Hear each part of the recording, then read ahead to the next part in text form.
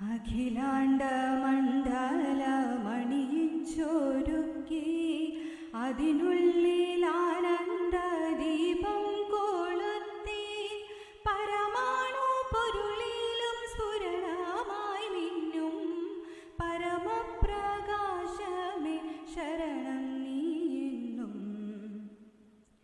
ദുരിതങ്ങൾ കൂത്താടുമുലകത്തിൽ നിന്റെ പരിപൂർണ തേജസ്സു വിളയാടി കാൺമാൻ ഒരു ജാതിയൊരു മതമൊരു ദൈവമേവം പരിശുദ്ധ വേദാന്തം സഫലമായി തീരാൻ.